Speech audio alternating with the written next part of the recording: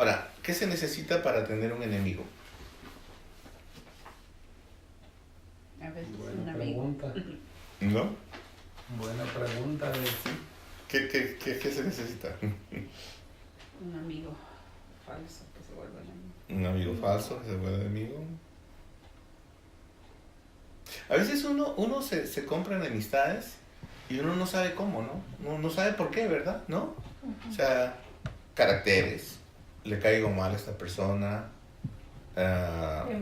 Envidia. Porque esa es parte de la característica humana de las personas, ¿no es cierto? ¿No? El ser humano es envidioso, quejoso, en fin. Hay una serie de características, ¿no es cierto? Y a veces nosotros caemos en eso, ¿no? No sé si usted ha sentido, pero a veces hay una persona que pasa y dice, no me siento bien con esa persona. Ahora, y no es que yo soy su enemigo, pero algo me dice que esta persona no es de fiar. Entonces, un enemigo es una persona que te declara la guerra. Un enemigo es una persona que te declara la guerra y que está dispuesto sencillamente a testificar contra ti para que tú seas sepultado, vamos a decir. El enemigo te quiere ver muerto. No existe un enemigo que te quiera ver herido. El enemigo te quiere ver muerto. ¿Ok? Eso es lo que tenemos que entender. Y cuando hablamos, de Dios y cuando hablamos de ponerle a Él en primer lugar, el enemigo es Satanás y lo que Él quiere es verte muerto. Ahora, Él va a usar un sinnúmero de estrategias para que nosotros o dependamos de Él o sencillamente anularnos, ¿verdad? Entonces, dice a Satanás le encanta los creyentes que somos a medias, ¿no? Porque esa es la manera de cómo él puede controlar no solamente la iglesia, sino parte de la vida cristiana en los cristianos. Y por eso habemos cristianos que no somos al 100% pilas, baterías, como decimos nosotros, ¿no? Y pues todavía estamos nadando contra la corriente. La primera cosa, la primera parte de nuestra corriente es la carne. Dice, el mundo, la carne y el diablo son los tres enemigos del cristiano de verdad. Entonces, pero el cristiano normalmente cuando no quiere orar es porque ha entrado a un proceso de desidia. Desidia es el equivalente a ser indeciso. O sea, no quiero orar, pero no sé si mi oración tendrá algún valor delante de Dios. Normalmente nos ponemos en esa situación. Yo estoy mal delante de Dios y de repente lo que digo o lo que hago no está bien, así que pues Dios ya sabe, mejor no oro, ¿verdad? Entonces, por eso digo que la desidia es un problema de muchos de nosotros que de alguna manera nos cuesta entender que necesitamos orar. Dice San Juan capítulo 16, versículo 24, dice, hasta ahora nada habéis pedido en mi nombre. Dice, pedid y recibiréis. Mateo 26, 40 dice, Jesús vino luego a sus discípulos y los halló durmiendo y dijo a Pedro, ¿así que no podéis velar conmigo una hora? Ahora, para muchas personas, parte del tema de la oración consiste en pasar mucho tiempo conversando con Dios. Y hay personas que les aburre orar. Hay personas que se cansan de orar. Hay personas que no están acostumbrados a orar. Hay personas que de alguna manera no sienten ese deseo de permanecer con Dios porque tampoco saben si eso está bien delante de ellos, porque como su actitud no es buena, entonces tampoco sienten la presencia de Dios en sus vidas. Ese es un problema grave en el cristianismo, porque de pronto nos acostumbramos a tener oraciones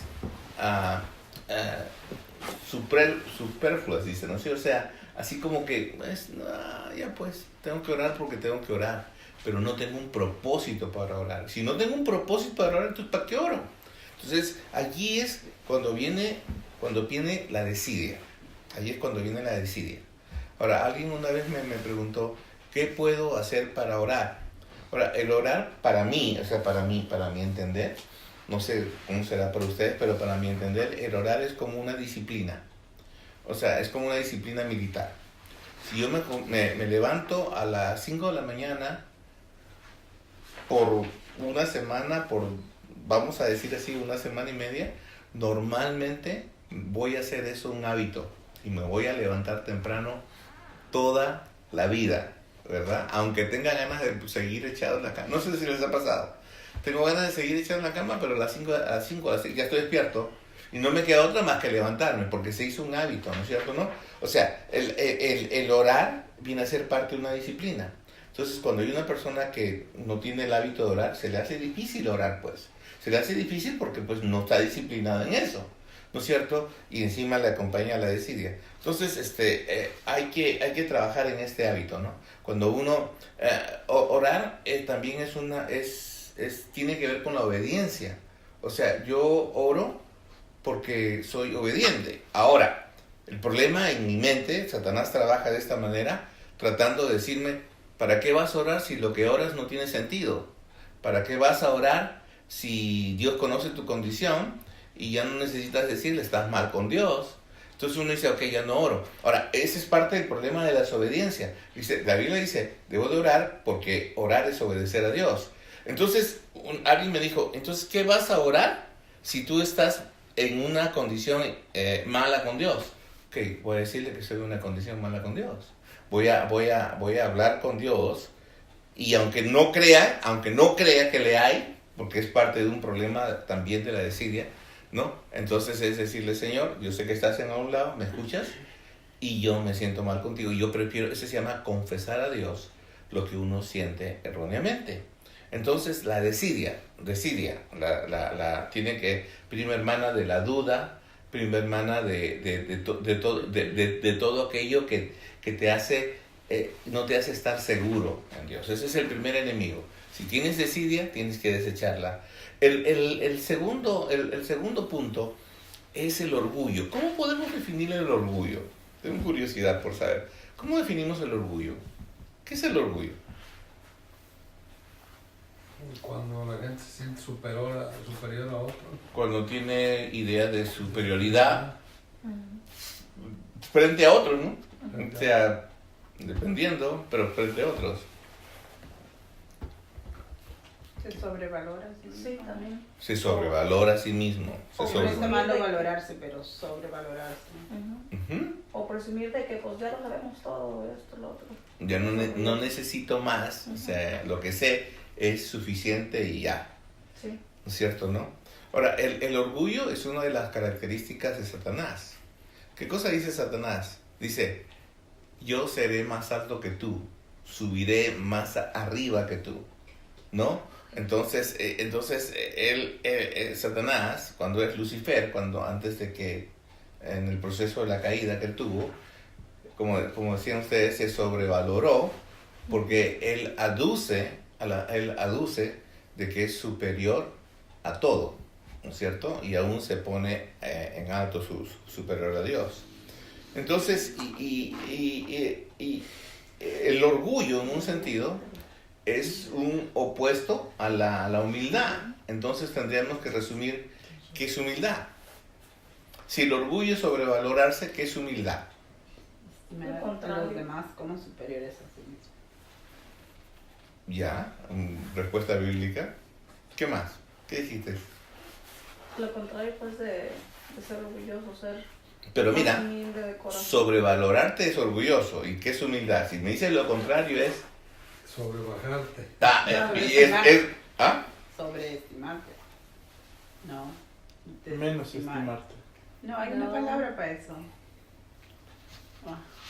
Valorar a todos al igual que uno. Bajo valorar. Subestimarte. Ya. El problema de la autoestima tiene que ver con... Ahora, hay que tener un poquito de cuidado con esto porque podemos definir el orgullo, pero es muy difícil definir la humildad. La humildad, básicamente, una persona que tiene conocimiento de repente mucho más que nosotros puede ser humilde. No necesariamente es orgulloso una persona que conoce más. Y si esa persona que conoce más se valora a sí mismo, no está siendo orgulloso, solamente está Humilde. entendiendo que es lo que es. Entonces, ¿qué es humildad?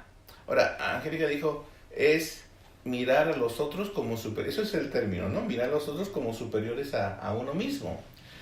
Pero eso no quiere decir, de alguna manera, que el hecho de mirar a los otros como superiores a mí, yo soy, y entiendan la palabra esclavo de estas personas.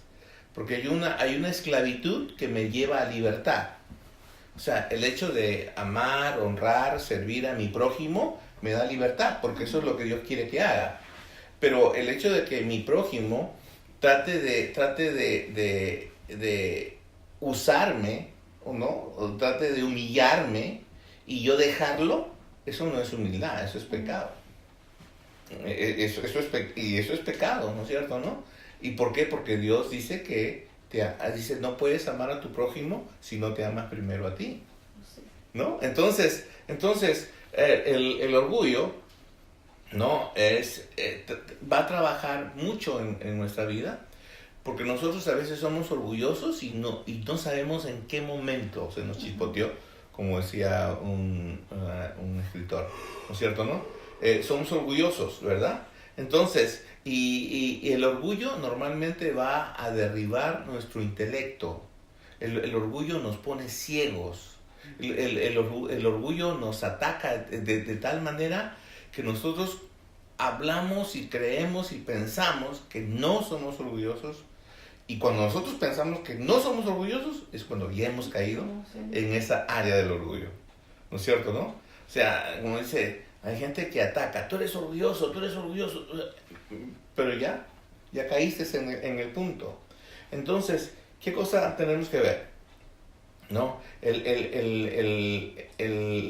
orgullo, de alguna manera, nos lleva a la bancarrota espiritual, ¿verdad?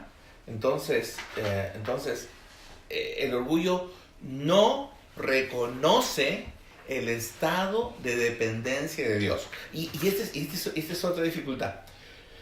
Dice, Dios escucha las oraciones de todos, pero hay un versículo en Proverbios que dice, en Proverbios y Santiago dice, Dios resiste a los soberbios y da gracia a los humildes. Entonces, la resistencia quiere decir esto, ¿no? O sea, por más que tú te muestres como una persona sana o santa, ¿no? Yo escucho tus oraciones, pero las resisto, o sea, no voy a contestar como tú quieres, porque no eres de mi agrado.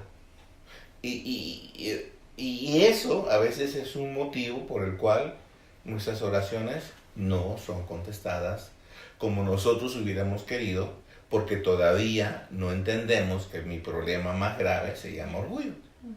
Entonces, hay un versículo aquí en el Salmo 138, verso 6, dice, porque Jehová es excelso y atiende al humilde, ¿no? Mas al altivo mira de lejos, ¿no es cierto, no?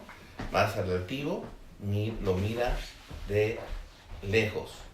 Entonces, quien no sabe humillarse delante de Dios, jamás logrará comunicarse con Él. Quien no sabe humillarse delante de Dios, jamás logrará comunicarse con Él, ¿no? Y el otro punto, el último punto acá, se llama duda, ¿no? Es otra vez, prima hermana de la desidia.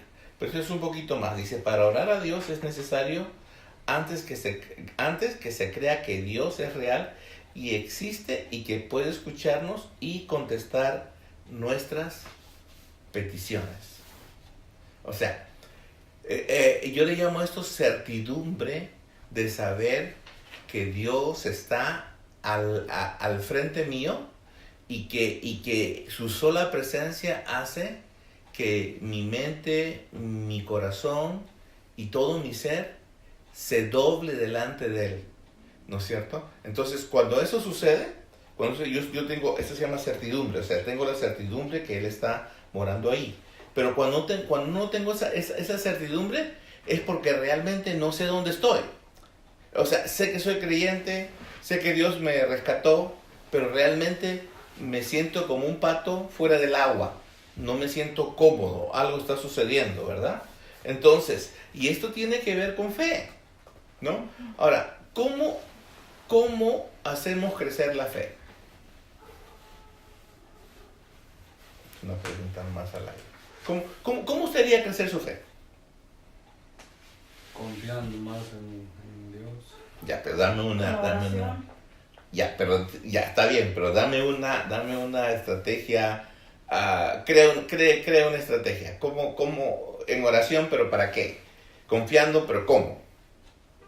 ¿Cómo hacemos crecer nuestra fe?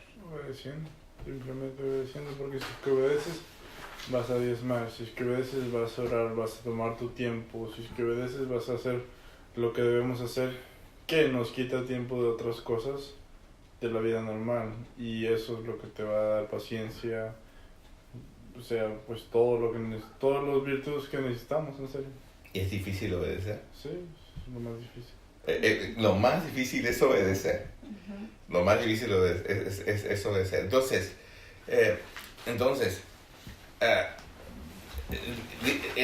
en virtud de la fe, dice, ¿qué necesitamos hacer para que Dios reine en nuestras vidas? ¿Qué necesitamos hacer? Obedecer. Sí, pero ahorita ya está bien. ¿Pero qué realmente?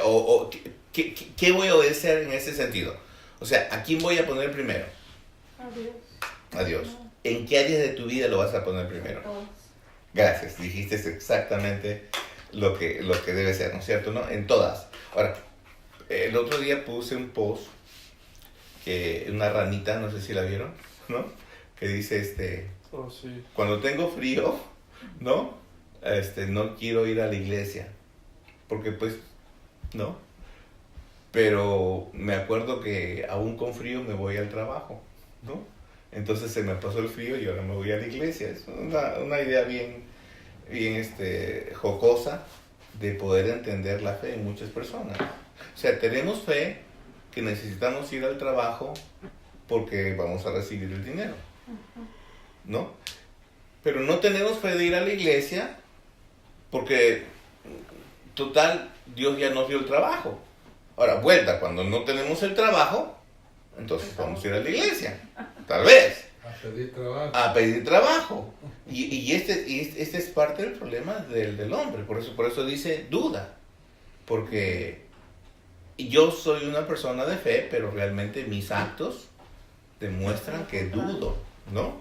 Entonces, hay un versículo en Hebreos 11:6 dice, pero sin fe es imposible agradar a Dios, porque es necesario que el que se acerca a Dios crea que le hay y que es galardonador de los que le buscan.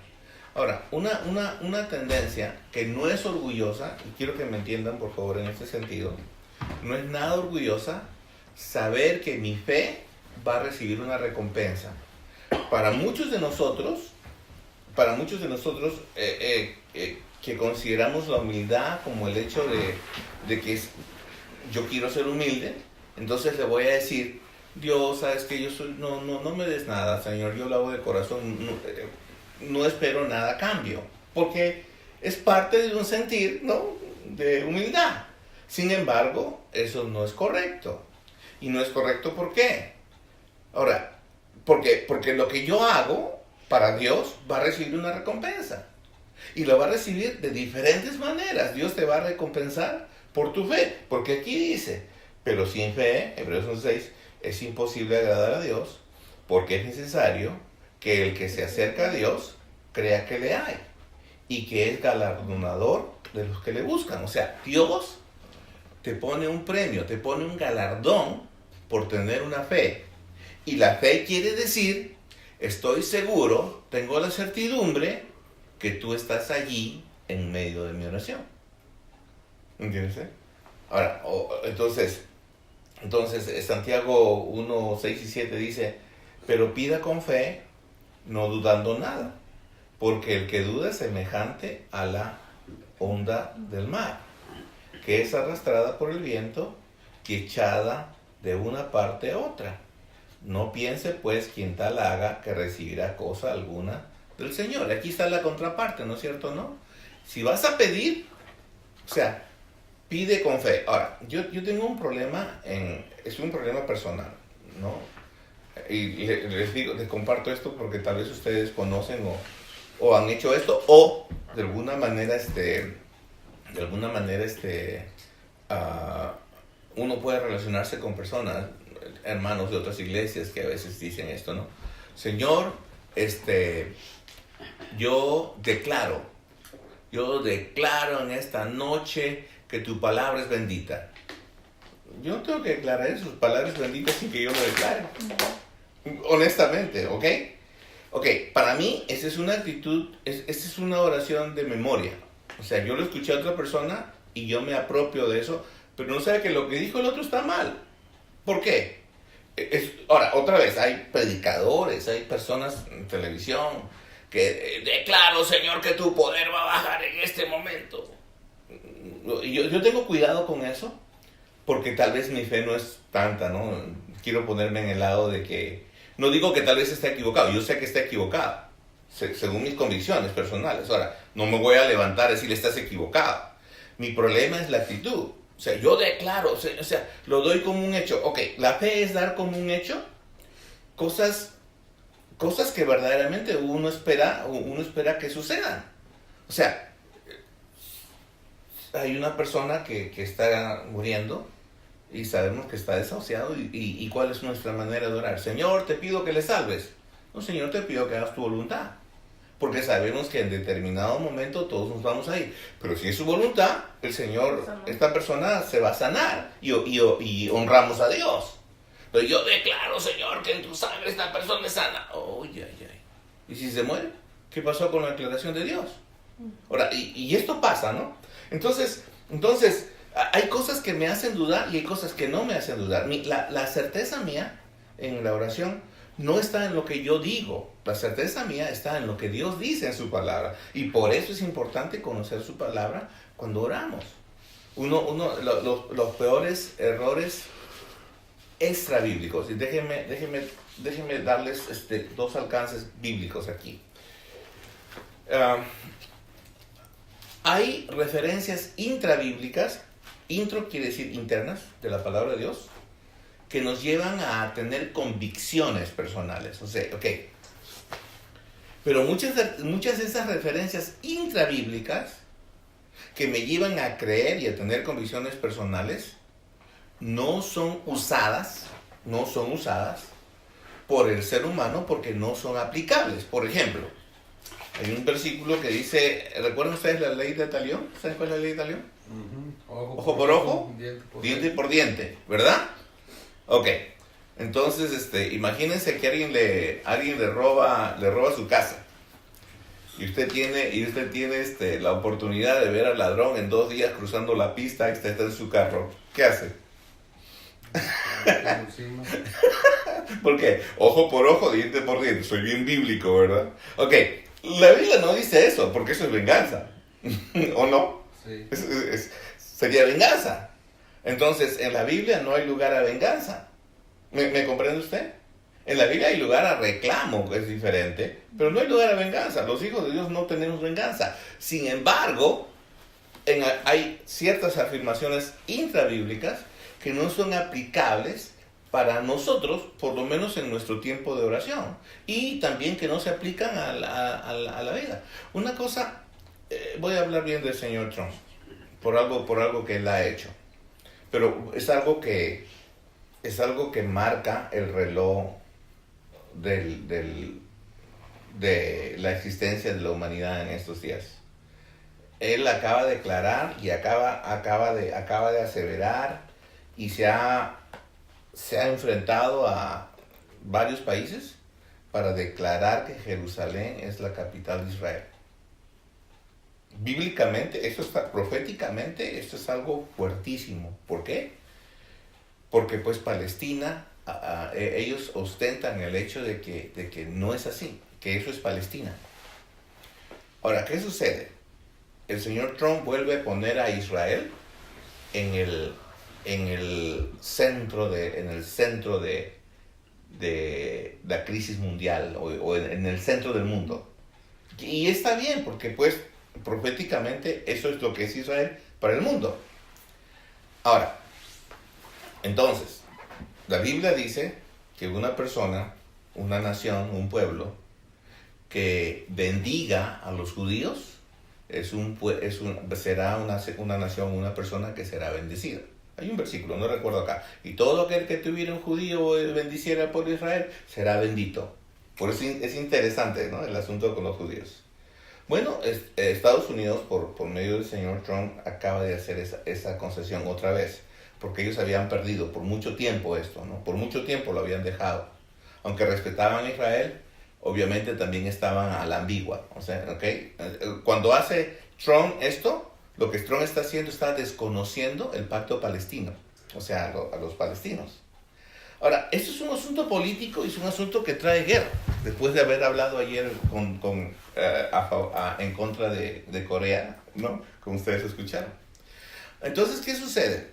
Sucede que eso es una afirmación intrabíblica, es algo que está en la Biblia. Entonces la voy a usar para mis convicciones. Eso es lo que, no sé si Trump conocerá la Biblia, yo creo que sí, pero de alguna manera lo uso para mis convicciones, y esto es algo que a mí me ayuda. Eso es algo que, según la palabra de Dios, esto me va a ayudar. No todo lo que está en la Biblia es aplicado a mi vida, como la ley de talión, pero muchas de las cosas que están en la palabra de Dios son aplicables a mi vida, como el asunto de bendecir a un judío. Hay afirmaciones extra bíblicas, y esas son las afirmaciones que a veces hacen daño. Son afirmaciones donde dice, pero Dios dijo. ¿Qué dijo Dios? No, pero es que no se dicen como dice la Biblia. Lo dijo alguien, lo acomodó a su manera, y de pronto se esboza por el asunto yo declaro. O sea, en la Biblia no hay ninguna persona en la Biblia declaró en el nombre de Dios que esto iba a ser así, de esa manera. Porque Dios tenía sus medios de cómo declararse él mismo. O sea, él mismo lo hacía. Él no necesitaba que nadie declare por él, ¿no? A menos que él lo diga, vas a hacer esto, pero obviamente no era este el caso. Entonces, ahora, no está mal esa manera de orar, porque pues yo creo que hay gente que lo hace con bastante devoción. O sea, tampoco los vamos a juzgar, ¿verdad? ¿No? Pero sí creo de que de alguna manera cuando uno se apropia de posturas bíblicas, sean dentro de la Biblia o sea fuera de la Biblia, uno tiene que tener mucho cuidado para hacer con certeza lo que Dios quisiera que nosotros hagamos para ser oído, para ser oído de parte de Dios. Y esto puede ser una cuestión de orgullo o una cuestión de duda en nuestras vidas.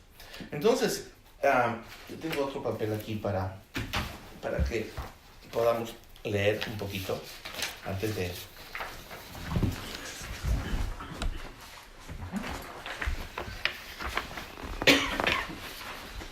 Tú estás cansada. Por favor, acá hay dos.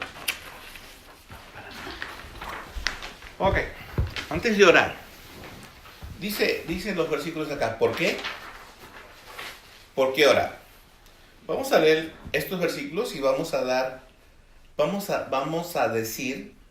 expresar, según estos versículos, por qué creemos nosotros que debemos orar.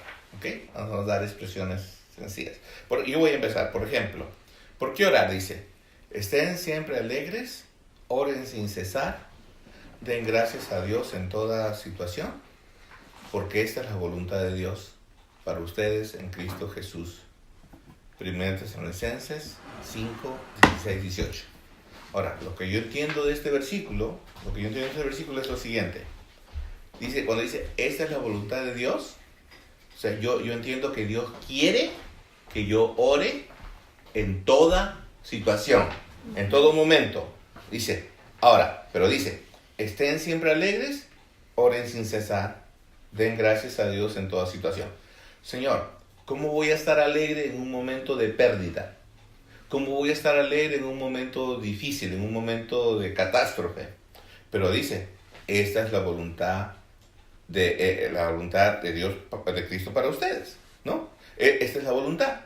para ustedes en Cristo Jesús. O sea, Dios quiere que oremos en cualquier situación, en cualquier situación, en cualquier situación, sea la que sea, buena o mala, en cualquier situación.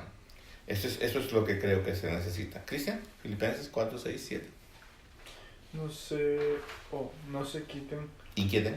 inquieten por nada, más bien en toda ocasión con oración y ruego presenten sus peticiones a Dios y denle gracias. Y la paz de Dios, que sobrepasa todo entendimiento, cuidará sus corazones y sus pensamientos en Cristo Jesús. ¿Qué significa? Que no te preocupes, que más bien pídele a Dios, háblale acerca de eso y Él te va a dar paz. Si fuere sí o no, igual te va a dar paz. Ya, no importa cuál sea la respuesta, Él te va a dar paz. Pero para eso, ¿qué necesitas? Orar. Orar, ¿verdad? Te presenten sus peticiones, ¿no? Y denle gracias, ¿no? Lady. Esta es la confianza que tenemos al acercarnos a Dios, que si pedimos conforme a su voluntad, Él nos oye. Prácticamente si pedimos conforme a la voluntad de Dios, Él nos va a conceder lo que le pidamos. ¿Y qué sería el secreto para que Él nos conceda lo que le pidamos? ¿El secreto? Sí. Aquí está, ¿no? Uh-huh. Pero en sí, ¿qué sería pedir conforme a su voluntad?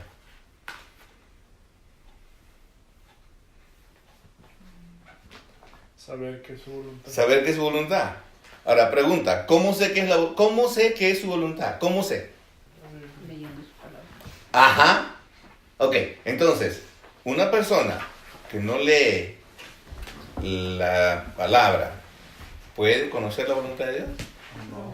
Ahora, entonces, escuche, cuando hablamos de leer la palabra, no estamos diciendo que sea una persona pues que lea la Biblia de tapa a tapa, porque nosotros también estamos en ese proceso. O sea, en ese sentido quiere decir una persona que tiene el deseo de conocer a Dios y lo busca. Esa es una persona que va a conocer la voluntad de Dios. ¿Ok? Es una persona. Por eso decimos, el que hace su voluntad, sí, pero necesito conocer su voluntad. Entonces, Señor, ¿dónde está tu voluntad? Está en la palabra. Señor, ¿qué quieres que haga? ¿A dónde quieres que vaya? ¿A dónde me quieres poner? ¿A dónde? Está en la palabra. Ahora, el asunto es, pero yo no sé, yo tampoco, a menos que conozca su voluntad. Otra vez, cielo, por favor.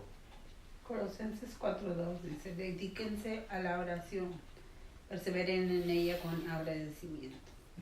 Las palabras claves son dedicarse y perseverar. Dedicarse, o sea, tomar un tiempo para, no el tiempo que me sobra, voy a tener que hacer un tiempo. Y perseverar es permanecer, pues, ¿no? Ser fiel en hacer ese tiempo que me he designado en la oración. Es interesante lo que acaba de decir. Que perseverar es hacer el tiempo, ¿verdad? No solamente orar, sino, o sea, este es el tiempo, lo voy a tomar en cuenta, voy a permanecer en ese tiempo porque ese es mi tiempo para orar. Ese es perseverar, ¿cierto, no? Voy a tomar ese tiempo para orar. Como el domingo, no sé quién estábamos hablando en la iglesia, no recuerdo mejor, y dijo, si tengo tiempo, porque ahora estoy más ocupada y no voy a poder. Le digo, es que la iglesia no es para los ociosos, si no vendrían solamente los ociosos. Sí. Es para todos los que queremos buscar a Dios, no porque seamos santos, sino porque lo necesitamos. ¿Qué, Señor? No traje mi lente. No te preocupes, Marcos 11:24. Te los presto, nomás que uno queda sin poder leer el mío. Ahorita te lo paso. Ahorita te lo devuelve. Sirve. ¿Sí, la misma medida? Sí, No exactamente, pero sí le funciona. Sí. por eso les digo. Crean que ya han recibido todo lo que estén pidiendo en oración y lo obtendrán. Que lo creamos. Creer. Creamos y lo vamos a obtener. ¿Creer qué? Creer que se va a hacer su voluntad de Él y así va a ser. Y que lo que pedimos, ¿verdad? Sí, lo que pedimos en oración, así va a ser. Claro, porque lo que pedimos en oración es según la voluntad que Dios quiere. Perfecto. Roberto.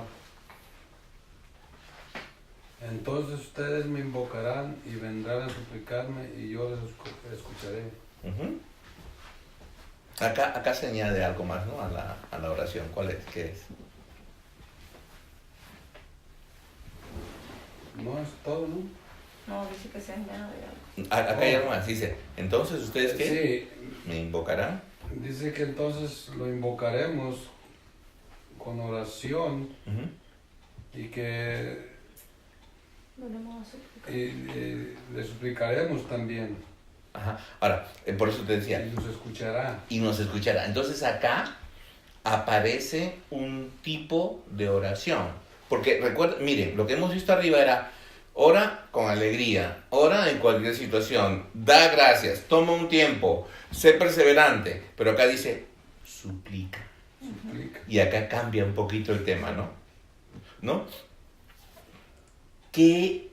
¿Cómo es una súplica? Con humillación. Con humillación, ¿Qué más? demostrando que tenemos mucha necesidad. Demostrando que tenemos, a veces hasta con desesperación, ¿no es cierto, no? ¿No? A veces hasta con desesperación. Ahora, alguien me dijo, ¿Dios puede cambiar su voluntad? Yo creo que no, pero lo que mi oración va a hacer es de que Dios me dé una respuesta, tal vez mucho más inmediata, ¿no?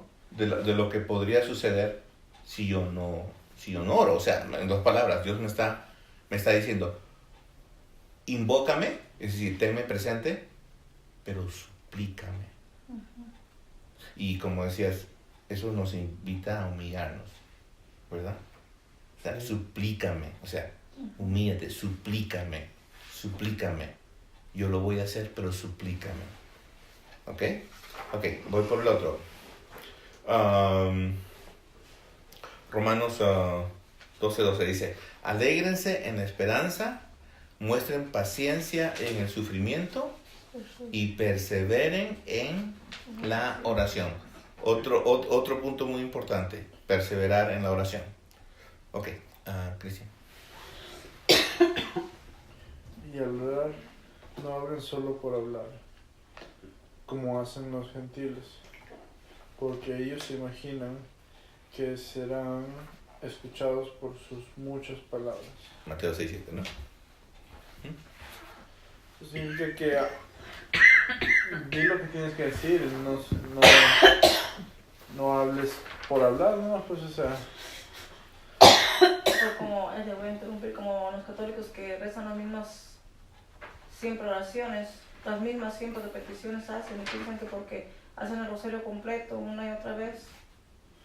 Bueno, para mí no sé. No sé, le llaman vana palabrería. Aunque esta gente tiene el convencimiento, porque es su fe, ¿no? Sí, Es su fe de que, pero dice, pues si vas a orar, o sea, si vas a decir algo, dilo con sentido o con propiedad, ¿verdad? ¿No? Ok. Diga. El Señor está cerca de quienes lo invocan en verdad. Como si...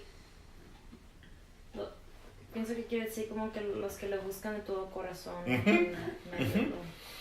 Ajá, yo creo que tú has descrito con exactitud qué es invocar. Invocar es los que le buscan de todo corazón, en todo momento, ¿no? Porque no necesito tirarme al suelo para invocarle solamente.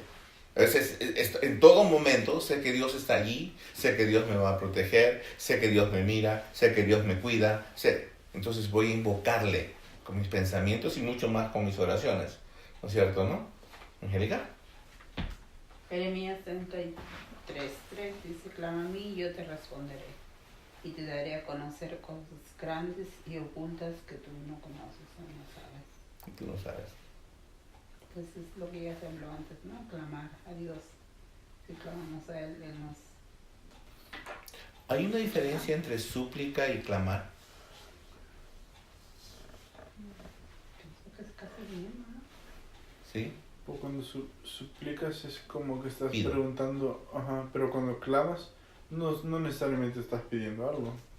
puedes clamarle por alguna otra razón, o sea. Es solamente, el clamar es solamente el llamar a Él, Clamar es hacerle un llamado y suplicar es hacerle un pedido. Vamos a pensar así. Podría, estamos forzando un poquito la interpretación. Clamar, yo lo diferencio de esta manera. Suplicar es tener una acción de humillación y decirle, Señor, ayúdame o ayuda en esta situación, te ruego por esta situación. Clamar para mí es una exaltación, es decir, Dios de los cielos, algo así, ¿no? Dios de los cielos, Dios de toda santidad, algo parecido, ¿no? O sea, estoy clamando, estoy dirigiéndome, tal vez con una voz mucho más fuerte, ¿no es cierto?, ¿no? A Dios, pienso. También puede, o sea, está bien con eso, pero digo, clama a mí es también como, mira tus ojos hacia mí, voltea tus ojos hacia mí, yo soy quien te voy a responder. A mí. Porque la gente mira a diferentes dioses o en diferentes formas porque según todos los caminos conducen a Roma. So, clama a mí también puede decir, voltea y mírame a mí. Céntrate en mí. Ajá. Sí, enfócate. Enfócate. Enfócate en mí. Señora, préstale tu lente otra vez. ¿Dónde vamos? Porque donde 2 o 3 se reúnen en mi nombre, allí estoy yo en medio de ellos. Dice que donde estén 2 o 3, como por ejemplo aquí, Dios está aquí. Hay más poder, más oración, más súplica, más todo. O sea, saber que Dios está acá es bastante ya, ¿no? Sí. O sea, ¿por qué no estaría? 2 o 3, podemos ser 20, pero no están 2 o 3, ahí estoy. Ok. Así que acerquémonos confiadamente al trono de la gracia para recibir misericordia y hallar la gracia que nos ayude en el momento que más la necesitemos.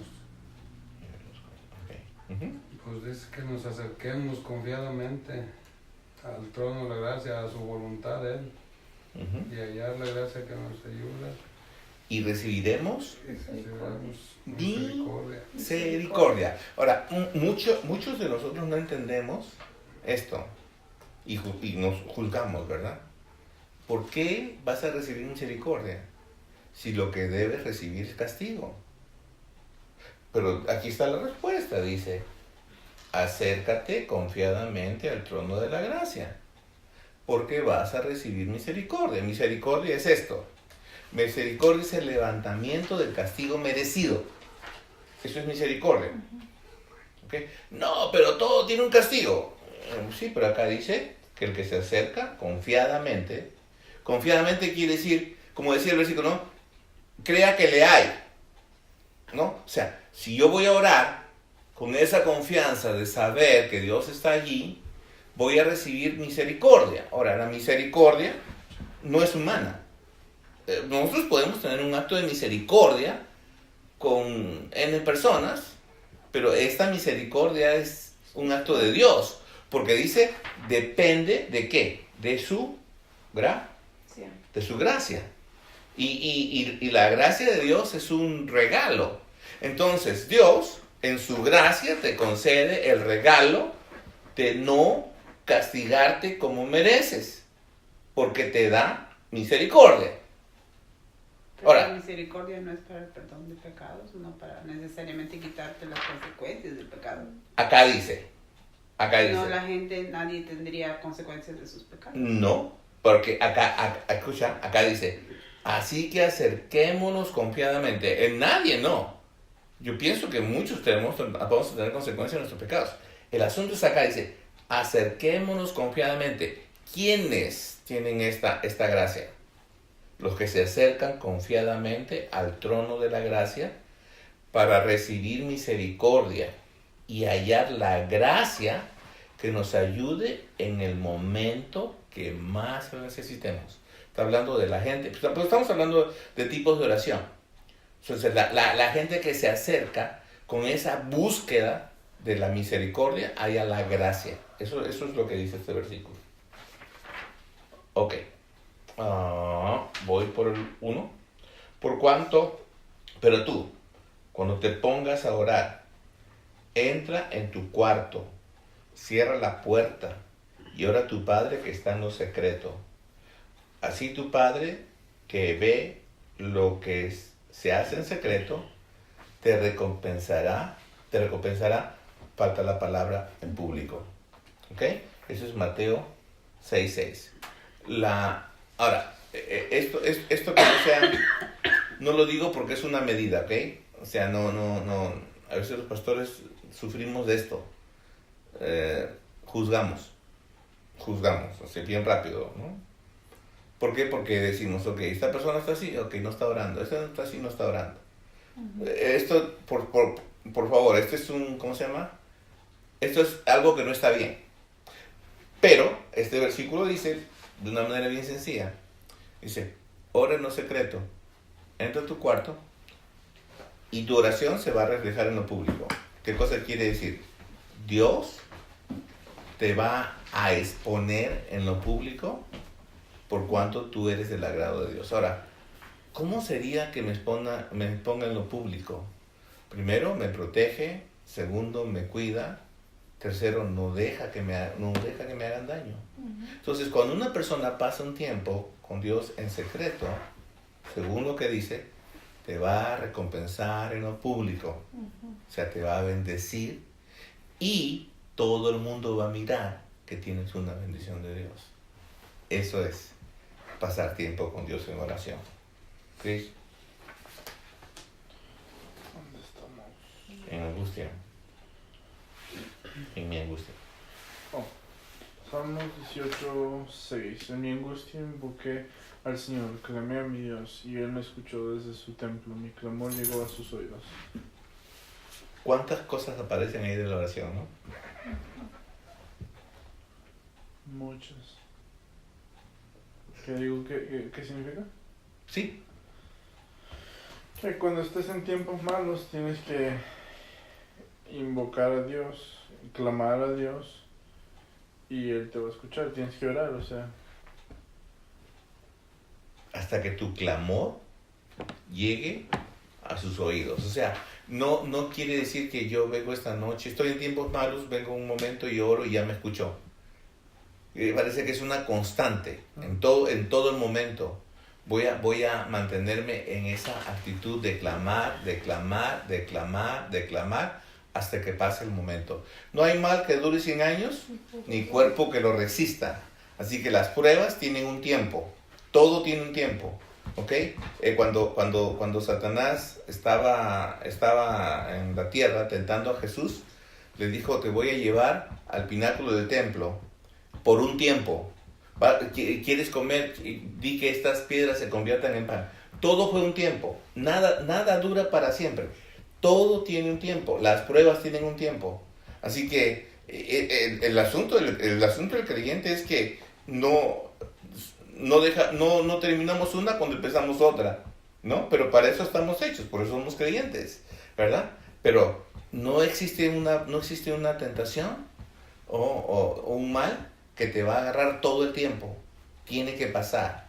Y yo tengo que tener la esperanza de que eso va a pasar y por eso voy a orar. Pero que pida con fe sin dudar, porque quien duda es como las olas del mar, agitadas y llevadas de un lado a otro por el viento.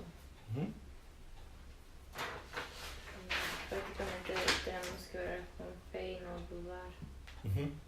Entonces estaba en el mar. Vamos a ver. ¿Sí? ¿Nunca te has querido ahogar en el mar? Es horrible, ¿verdad? Es más horrible cuando el mar tiene viento. Cuando se levanta. Es horrible.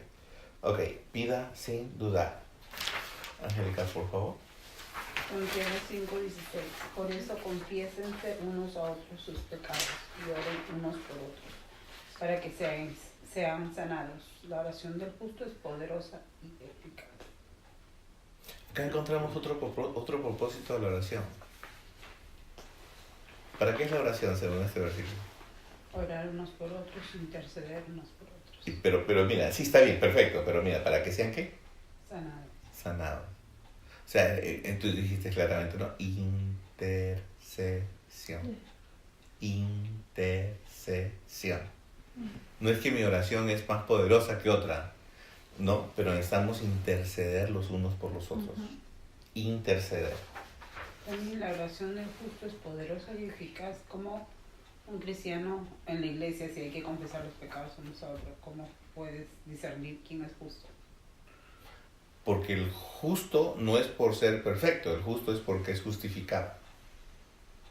No, pero ¿cómo la persona discierne a alguien justo? Es la pregunta. Un creyente cualquiera en la iglesia, ¿cómo le enseñas a discernir en quién confiar sus pecados para que oren por él? Yo creo que es un asunto del Espíritu Santo. Yo pensaría que es el Espíritu Santo quien te muestra, quien te lleva, quien te atrae, quien te habla y te dice esto es de confianza. Pienso que el Espíritu Santo tiene que ver mucho aquí.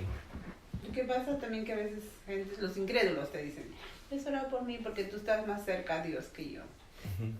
Muchos te toca, nos ha tocado yo creo que en la vida muchísimas veces, ¿no? Y en un sentido pues sí, oramos más que ellos, pero ¿cómo le dices, mira, no eres creyente y tienes que empezar por evangelizarte? ¿Sí, pues yo lo que les he dicho, que me dicen así, pero es que tú estás más cerca de Dios. No, todos estamos cerca de Dios, solo que tú no lo has aceptado.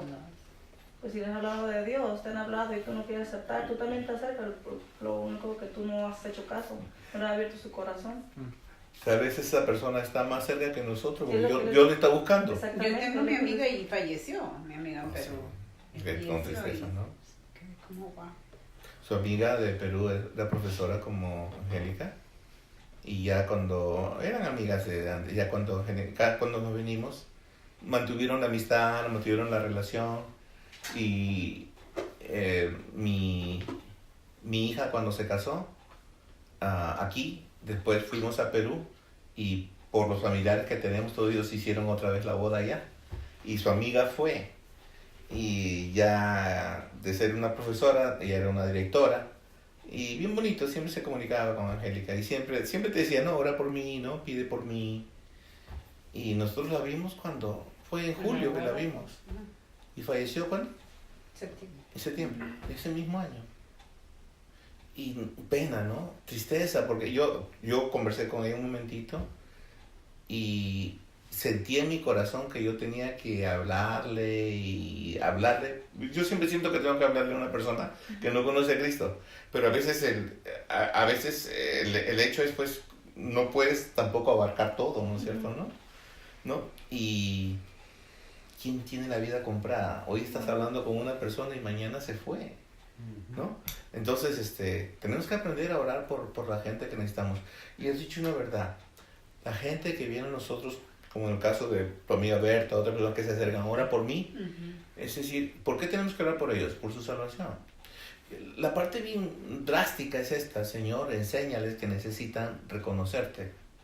En el proceso de ese pedido, Dios le va a enseñar a esas personas que necesitan reconocerlos, pero Dios tiene sus maneras.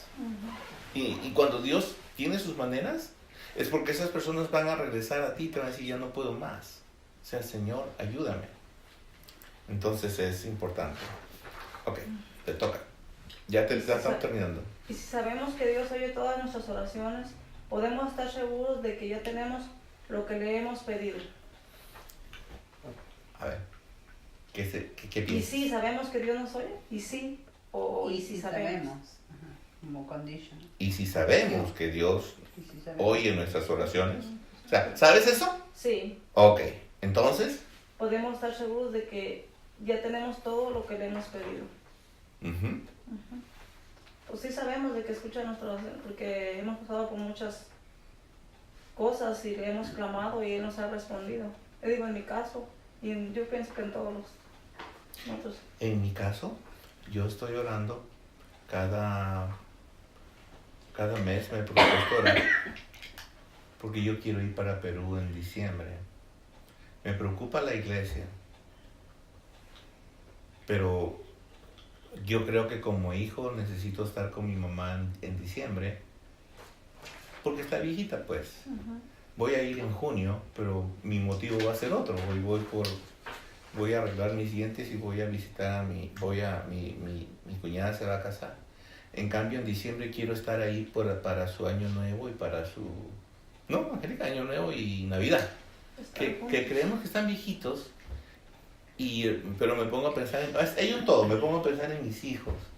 Normalmente todos nos reunimos acá cuando estamos nosotros y comienza el corazón, si el otro día estamos hablando, el corazón se nos empieza a partir. Pero nos ponemos a pensar esto, si nosotros no hacemos esto, tampoco podemos esperar que algún día nuestros hijos hagan esto por nosotros, ¿no? Porque eso que sembrares, eso también segará. Eso es lo que dice, ¿no? De buena manera. Entonces, algo más o menos, ¿no es cierto? ¿No? Yo creo que Dios escucha mis oraciones y yo no doy como un hecho que voy a estar en diciembre en Perú, pero quiero que Dios me ayude y me bendiga porque hay un proceso de ahorrar dinero, en fin, tantas cosas más. Entonces, quisiera que Dios me ayude en eso. Roberto. Pero a ustedes que me escuchan les digo, amén, amen a sus enemigos, hagan bien a quienes los odian, bendigan a quienes maldicen, oren por quienes los maltratan. Lucas 6, 27, 28. ¿Se puede? Es difícil, pero de que se puede, se puede. Confiando pues obedeciendo el mandato de Dios. Ay, Señor, mira, me hizo daño, ayer me quiso matar, pero Señor, sálvalo. ¿No? Pero, a ver, lo voy a leer otra vez. Dice, pero ustedes que me escuchan les digo, odien a sus enemigos, háganle mal a los que los odian, maldigan a los que los maldicen, y no oren por quienes los maltratan. Está mal leído, ¿verdad? Sí. Pero eso es lo que normalmente uno hace en opción a la venganza, ¿no es cierto? ¿No? Sí. Ok. Y a eso de la medianoche, Pablo y Silas se pusieron a orar y a cantar himnos a Dios, y los otros presos los escuchaban. Hechos 16:25. A mí me dice este versículo que la manera de orar en este sentido, Marta, ¿no? Era testificar delante de otras personas lo que Dios ha hecho en su vida. Dice que Pablo y Silas a medianoche estaban encerrados, ¿no? Y comenzaron a cantar y a orar, ¿no? Y yo me imagino, estoy pensando que Pablo y Silas dice que estaban en un cepo, o sea, que tenían los pies así estirados, una condición bastante difícil. Y me imagino que los pies acalambrados y todo. Y ellos decían, Señor, te damos las gracias y estamos contentos porque tú nos amas y nos escuchas. Y te pedimos por toda esta gente que está aquí en nuestro alrededor. Pues recuerdan lo que pasó después, ¿verdad? ¿No? Pero más o menos era la manera de dar testimonio de que aún en medio del dolor uno puede orar y otros van a escuchar nuestra relación con Dios. Que creo que ese era el motivo de la oración. Que otros puedan ver la relación que tenemos con Dios. Ya nos falta poco. Chris. No me escogieron ustedes a mí, sino que yo los escogí a ustedes y los comisioné para que vayan y den fruto. Un fruto que perdure. Sí. Así el Padre les dará todo lo que les pida, todo lo que le pidan en mi nombre.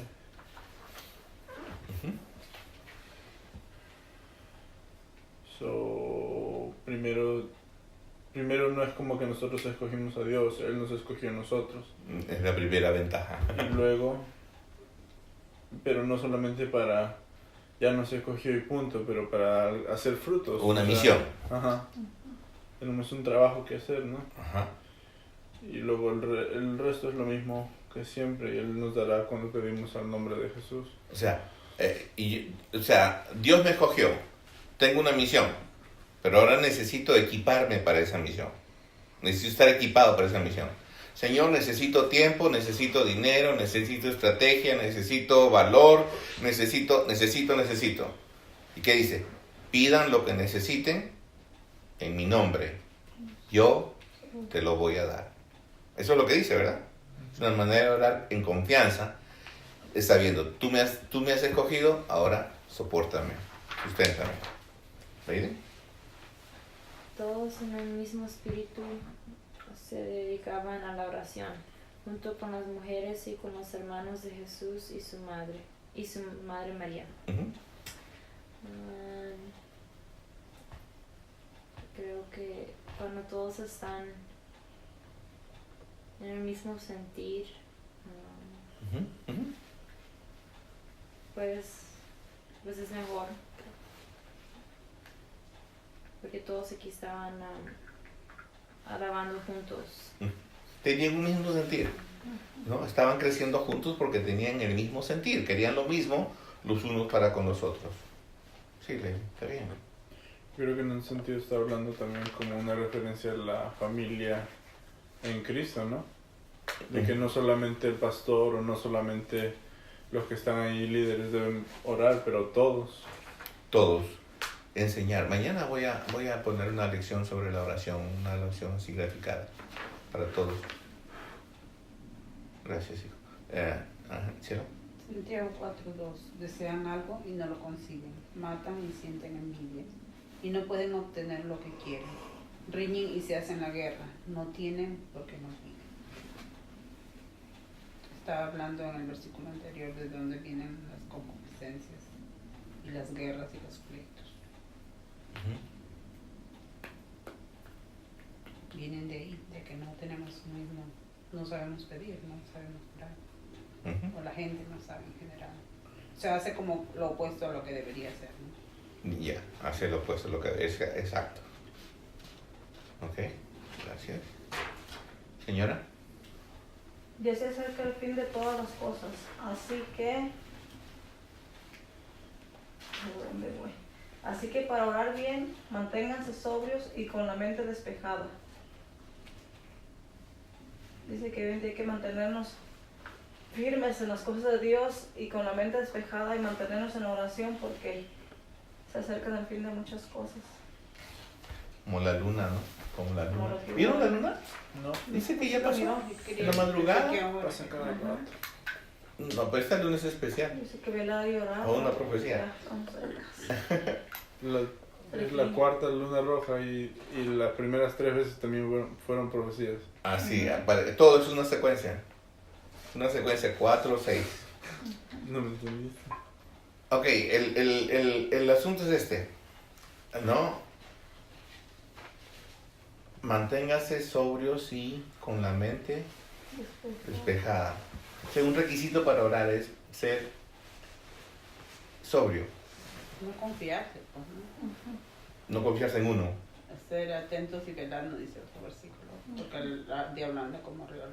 Pero mira, Cliente buscando quién orar. pero mira lo que dice, con la mente despejada. Aún para orar hay que Porque a veces estamos despercudirse. haciendo oración y estamos pensando, estoy haciendo oración, pero mañana qué voy a hacer de comer. Ay, se revuelve en la mente. Por eso Estar es sobrio, despejado, significa sobrios. eso. Porque ¿qué es ebrio? Lo contrario de sobrio. Ajá. Ebrio, borracho, no tienes conciencia. Sobrio, Ujú. estás atento. Atento. Ujú. Pues igual como antes, ¿no? Tenemos que pensar lo que estamos hablando, no solamente hablar por hablar. Enfocado. Si es que estás enfocado, vas a pensar lo que estás O diciendo. sea, no importa cuánto hables, es estar enfocado. O sea, las muchas palabras no te hacen ser mejor orador. Ajá. O Dios no te va a escuchar por decir tanto. Ujú. O sea, se habla por estar enfocados en una oración de corazón. A veces a mí me fastidian cuando oro por los alimentos. Yo voy de frente, Señor, gracias por los alimentos. Bueno, perdón. Roberto. Cualquier cosa que ustedes pidan en mi nombre, yo la haré, así será glorificado el Padre en el Hijo. Ujú. O sea que si le pedimos con fe y con seguridad, tenemos que tener la certeza de que Él lo hará. ¿Por qué lo hará? Porque Él nos ama y nos escucha. Ahora mira la última parte. Si pides en su nombre, el Señor Jesús lo va a hacer porque es la manera en que Dios va a ser glorificado. O sea, al pedir Dios tiene una razón. O sea, de hecho que Dios aún pone el sentir de nuestro pedido, ¿no? O sea, pide porque yo voy a ser glorificado. O sea, pide porque yo voy a ser glorificado. O sea, yo lo voy a hacer porque Dios va a ser glorificado. Esa es la idea. No es que yo no solamente, sino Dios dice, pide porque yo voy a ser glorificado. ¿No? Entonces, a veces yo puedo pedir cosas, pero para que yo sea glorificado. No, la razón es, Él va a ser glorificado. La última dice, clamé a Él con mi boca, lo alabé con mi lengua. Salmos 66, 17. Una persona estudioso decía que este versículo se refería al tiempo de orar, ¿no?